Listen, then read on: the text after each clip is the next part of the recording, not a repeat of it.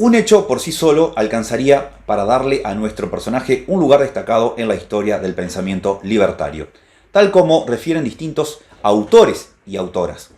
Peyret fue el primero en traducir y dar a conocer en la región del Río de la Plata una versión en español del texto de Proudhon, El Principio Federativo, originalmente publicado en 1863 en París. Lo hace aquí mismo, en Entre Ríos, en las páginas del periódico Urquicista, vocero semioficial del líder federal, que se publicaba en la capital entrerriana, Concepción del Uruguay, y que el propio Peyret contribuyó a fundar unos pocos años antes, el Uruguay. Y lo hace, según él mismo lo narra, con la esperanza de que el texto del socialista libertario francés ayude a los estadistas argentinos a encontrar las soluciones que la naciente república está necesitando. Es decir, Proudhon para gobernantes, todo un desafío. El martes 18 de octubre de 1864, el Uruguay comienza a publicar El Principio Federativo. Lo incluye en su primera plana, de una manera notablemente diferenciada de cualquier otra publicación previa de ese periódico, lo que evidencia la importancia que le da al escritor Benjamín Victorica, responsable del periódico, amigo de Peyret y quien le había enviado ese y otros libros de Proudhon. Serán por lo menos 14 entregas, incluyendo el 1 de diciembre, y siempre en la primera página, entre los números 1006 y 1021. En la primera de las entregas, que se anuncia como Sobre el Principio Federativo, por P.J. Proudhon, traducido y anotado por Alejo Peyret, se incluye la dedicatoria que nuestro filósofo viene utilizando desde al menos un par de años, a la juventud argentina.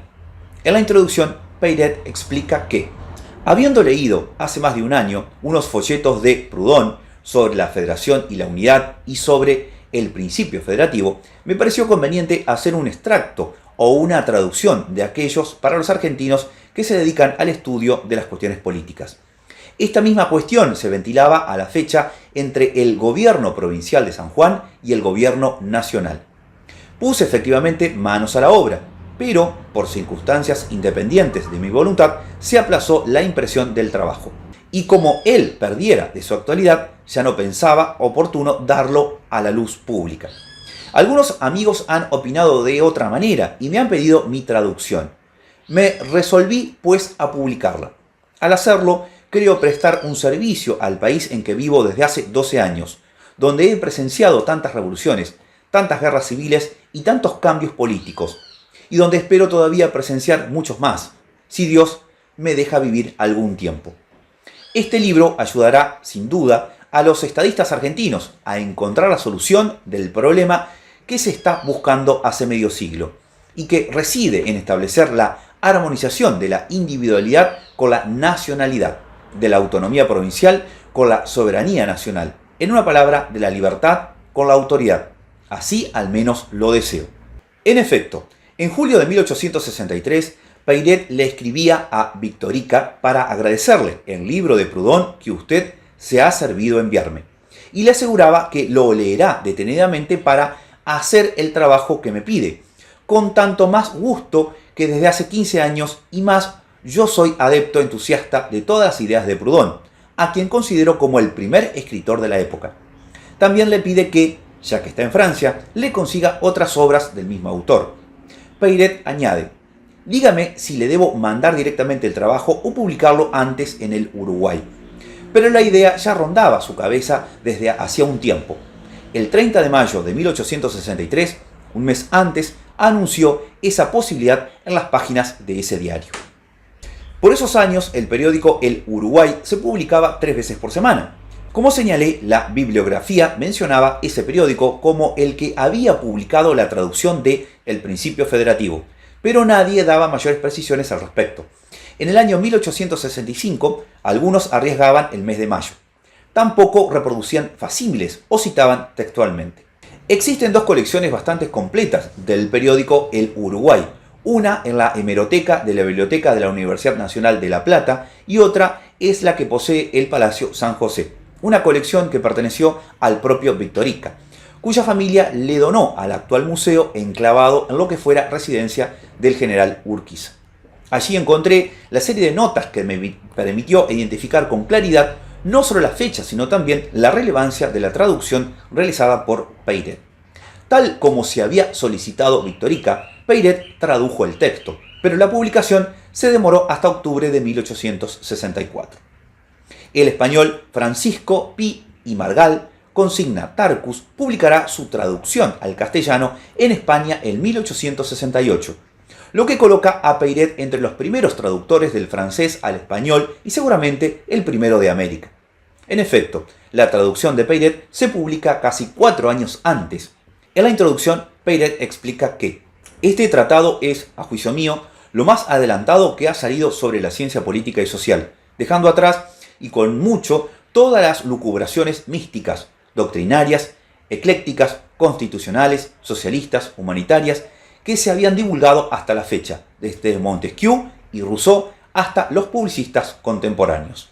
Adelanta que incluyó algunas notas para esclarecer párrafos que podrían resultar oscuros para el lector argentino, pero también que tuve la intención de hacer un comentario y una aplicación a estas comarcas. Sin embargo, dejó esa tarea para más tarde. En efecto, como veremos más adelante, dedicará varias publicaciones a ese ejercicio de aplicación de pensamiento de Proudhon a las problemáticas que lo apasionan en su patria adoptiva. A continuación, aclara. Proudhon escribe para la Francia, es decir, para un país donde el unitarismo ha sido llevado al último extremo. Aquí estamos en un país que goza de una constitución federal. Tal vez algunos individuos hallarán excusadas las demostraciones que se van a leer, porque no necesitan que se les apruebe una verdad de que van convencidos. Hace mucho tiempo, y que está establecida aquí, no solo por las teorías políticas, sino por las fuerzas de las cosas. A esos les contestaré que no he visto aún la ciencia de la federación manifestada como lo está en este libro, y que por eso me permito recomendarles su lectura. Estoy cierto que después quedarán persuadidos como César, que nada está hecho mientras queda algo por hacer. En una nota al pie, Peyret expresa un elogio hacia Alberdi. La obra más notable que aquí existe sobre estas materias es sin dudas la del doctor Alberdi, pero ese autor escribiendo deprisa para una situación que se trataba de organizar. No podía ni debía tratar la cuestión con la profundidad filosófica con que lo ha hecho Proudhon. Prosigue el texto. De esa exposición resultarán dos cosas a toda luz, y son la primera, que la unidad es el despotismo, la segunda, que la federación es la libertad. Consecuencia, los que aquí se han dicho unitarios y pretendían constituirse los campeones de la civilización, los apóstoles del progreso, eran pues los caballeros sirvientes de la tiranía, los soldados de la retrogradación. O bien faltaban a su principio, eran inconsecuentes, entonces realizaban las ideas de la federación. Eso se ha visto, pero como la lógica de las cosas es sorda, inexorable, sucedía que el principio planteado por ellos producía sus consecuencias contra ellos, y Rivadavia preparaba a Rosas. En el fondo, los unitarios eran puros imitadores, y por eso mismo expuestos a incurrir en gravísimos errores. Querían aplicar la unidad, la centralización francesa, a un país a quien no podían convenir. Y concluye preguntándose, ¿qué cosa pues es la unidad en Francia? Es el producto de 8 siglos de monarquía. ¿Qué cosa es la centralización? Es el despotismo refinado, multiplicado, concentrado, precisado, universalizado, aplicado a todos los casos, a todos los movimientos de la vida social. ¿Dirán que exagero? Véase más bien lo que está pasando actualmente. Toda la vida provincial, toda vida municipal, toda vida local ha sido aniquilada en Francia.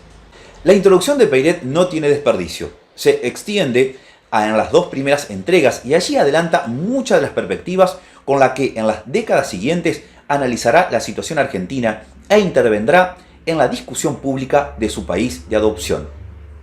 Por ejemplo, señala que la federación en esta región no ha sido bien comprendida. Habíase perdido el sentido etimológico de la palabra, contrato, alianza, y se veía todo lo opuesto, la independencia, el aislamiento. Se exageraban las tendencias de la naturaleza reaccionando contra las pretensiones unitarias. Hubo error de ambas partes. Afirma, arriba de la disolución política se mantenía siempre la centralización comercial, la absorción económica. La nación argentina venía a resumirse toda entera en Buenos Aires. Hablando con propiedad, no había nación, sino únicamente una capital, un puerto. De vez en cuando las provincias se sublevaban contra esa autoridad, pero como no sabían aprovechar la victoria, pronto volvían a caer en la antigua servidumbre. La nación recién ha empezado a existir con la apertura de los ríos y la constitución de las 13 provincias separadas de Buenos Aires. El diagnóstico adelanta la mirada que volveremos a encontrar en nuestro pensador a lo largo de los años, pero no quiero hablar de la situación actual, aclara. Solo quiere decir que, para que la verdadera federación exista, es menester que haya alguna igualdad entre los individuos o estados que la constituyen. No solo una igualdad abstracta y de derechos, sino una igualdad económica, material, por decirlo así. Sin eso serían los contratos del rico con el pobre, ventajosos para uno y gravosos para otro.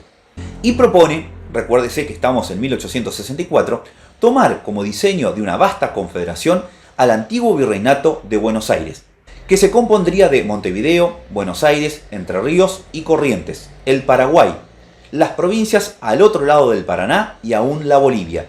Estas son otras tantas unidades políticas destinadas, en el porvenir, a agruparse en el pie de la igualdad, en un gran sistema federativo. Termina la introducción con la aspiración de una federación magnífica, que será posible cuando los intereses de los pueblos que deben componerla sean comprendidos perfectamente, cerrando con su dedicatoria de siempre. Es para apresurar el cumplimiento de esa gran obra que publicó este libro, y lo dedicó a la juventud argentina, que es esperanza del porvenir. A partir de allí, Peyret se extiende en la traducción de los aspectos que le parecen más significativos del principio federativo, capítulo a capítulo. En cada entrega, además, intercala notas aclaratorias, en ocasiones con referencias locales para facilitar la comprensión de los conceptos de Proudhon. Por ejemplo, cuando el autor habla de que la separación de poderes no se limita al gobierno de un país, sino que el mismo principio, bien entendido como una distribución equitativa del poder, debe imperar entre sus regiones e incluso entre sus individuos, a riesgo de producir una nación hecha hidrocéfala. Peyret añade: estas últimas palabras podían aplicarse perfectamente a la República Argentina, particularmente antes de la caída de Rosas y de la apertura de los ríos. Buenos Aires era la cabeza hipertrofiada a expensas de la nación entera. El unitarismo no podía dar y nunca dará otros resultados. Del mismo modo ocurre cuando Proudhon analiza la Constitución norteamericana y cuestiona que los poderes atribuidos al presidente americano son casi tan amplios como los conferidos a Luis Napoleón por la Constitución de 1848, un exceso de atribuciones que no es extraño al pensamiento de absorción unitaria.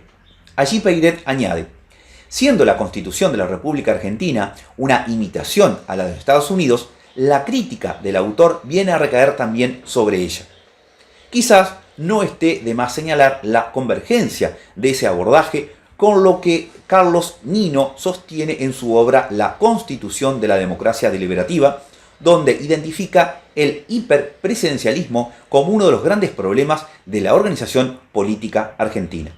La traducción de la célebre obra del pensador francés se extiende así hasta la edición de diciembre, pero, como adelanté, los últimos tramos de los periódicos están en mal estado, lo que quizás impida reconstituir íntegramente esta detallada y cuidadosa labor de traducción de El Principio Federativo. A continuación mostraré, por otro lado, que no fue la primera traducción de Proudhon realizada por Peyret y publicada en la región, y por supuesto tampoco será la última.